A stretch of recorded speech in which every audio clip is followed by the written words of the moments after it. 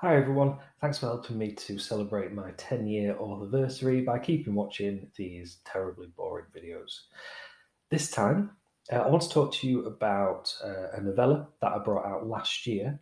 It's called Emmy, and it looks a little something like this. And it was the first time that I'd written anything with a new publisher, and the first time that I kind of got back to my what I like to think of as my roots, uh, my inspiration roots. Um, so yeah, it was a nice fun experience. But I'll start from the beginning. So while I was writing Griefburn, which is obviously a gothic fantasy with elements of steampunk, I felt like I was right in my niche. Um, I love that kind of dark fantasy, gothic elements, and protagonists that aren't necessarily heroes, and trying to really say something with the subtext of a book. And although I absolutely love the adventures of Alan Shaw, and the subtext of Alan's story is actually a lot about mental health, um, which you'll know if you've watched the Down Days video is really important to me, and how he develops kind of through the 1800s with a lot of toxic masculinity around him and things like that, and that's really important to me. Um, the the idea of getting back away from steampunk again. I feel like I've over the last few years, because obviously I've been to an awful lot of steampunk events with the books I've got. I've kind of been pinned as a steampunk author, um, which is not a bad thing, but I'd prefer not to be pinned as anything at all. And so I got back to, as I say, some of my inspirational roots, some of the darker stuff, some of the more gothic ideas, some of the more fantasy ideas instead of more sci-fi and steampunk. And so I wanted to write Emmy. Now, Emmy, as with previous books, is kind of a mishmash of three or four things that I absolutely love, and then I've kind of crafted something out of that. And the initial idea, I think, probably came from watching The Walking Dead, which I love Walking Dead. But after a while, I started to care more about what would happen if the humans weren't still alive. What would have happened to the world if the survivors hadn't survived? Um, and the idea kind of festered away in my head as ideas usually do. And so I wanted to write a story about maybe 400 or 500 years after the zombie apocalypse. All the humans are dead, and what would happen there? My idea was to link in something that I absolutely love, which was anime, manga, and Japanese folklore, um, and kind of bring in characters, like I say, that aren't necessarily heroes, um, and and what would come out of that, and Emmy came out of that. So what we have is a small girl who was bitten and who and has basically been chained in a barn by her family who couldn't bring themselves to do what needed to be done. And she's been sheltered for the past 400 or 500 years, undying, and unable to escape. And she's found by the one other human left, um, who is Christopher. And he too has been on his own, but he's been wandering the world for the last 500 years, kind of switched off. He's forgotten about his humanity. He's forgotten how to speak. He's forgotten what it was like to live. And put these two characters together in a world where all the creatures that came before humanity have returned in our absence. So we're kind of put into a future post-apocalypse fantasy thing. It's a weird one. But anyway, I absolutely love this book. It's one of my favourites. And it's mostly because the characters, because they have no humanity left, they have no compulsions such as shelter and food and companionship, etc., etc. They're kind of pared down to their base instincts, um, and just fleeting memories of what they used to be, and then putting them together and having them both develop on their own path. I just thought was a really interesting and fun thing to write.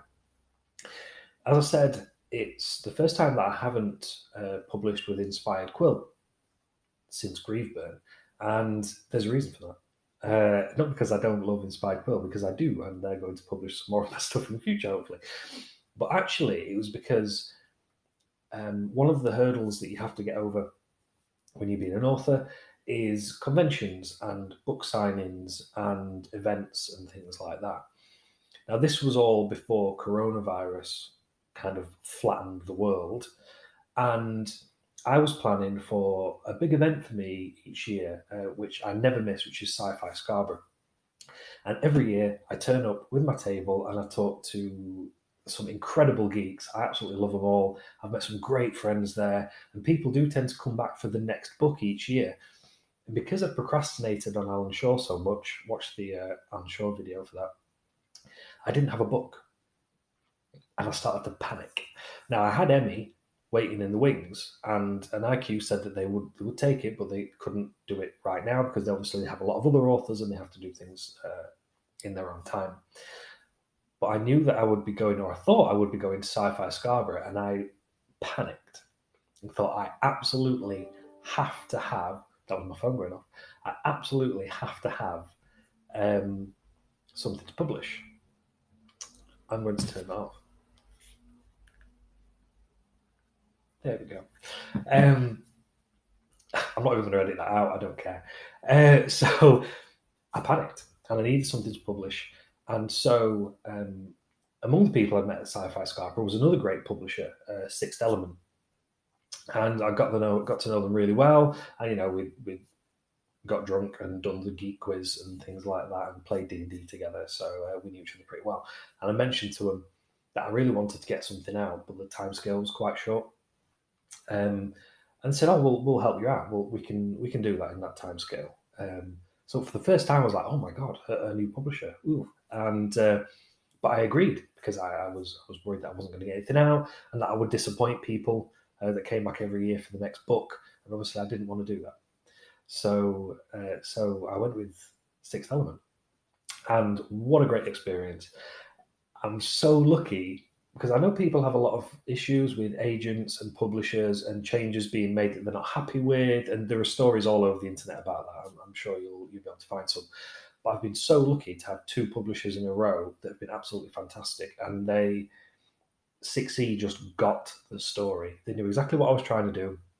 Um, they spotted themes in it that apparently I'd written in and didn't really realise that I'd written in. But they pulled on those strands and we made it a stronger book together. Um, and apparently, for the very few people who have read it, because this year has been crushing for authors and publishers alike, and a lot of other creative industries, obviously. But this year has been terrible for book sales because I do most of my book sales face to face, so conventions and book signings and events and things like that. I like that. I like to get to meet people, and then we get chatting and we talk about cool stuff. And then at the end of it, I'm like, "Oh, by the way, I do kind of have some books if you want to have a read," which is my sales technique. It's terrible, but sometimes it works. And you make friends that way as well as readers. So the few people who have read it have actually said that it's the best thing I've ever written, which is a blessing and a curse. That is an incredible compliment, and I am so happy that people think that, and I'm so happy that people are enjoying it. It's a great feeling. I absolutely love it.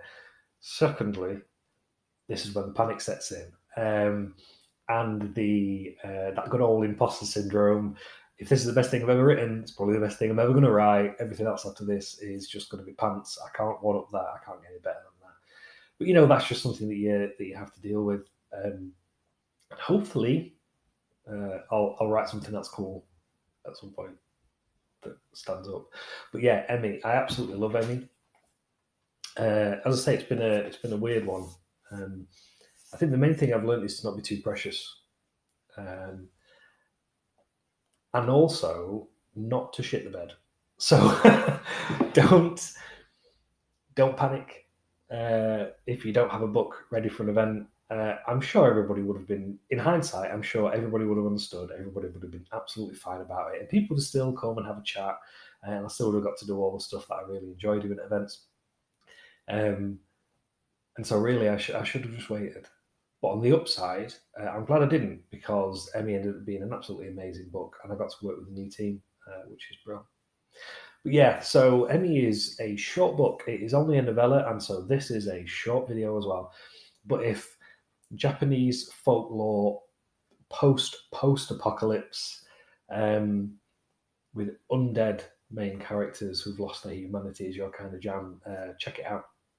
The link below is for the Amazon page, because that's how 6C sell their books. So it is actually a different link to the usual one where I send you towards Inspired Quill for all my others, just to let you know. But it is in the link down below.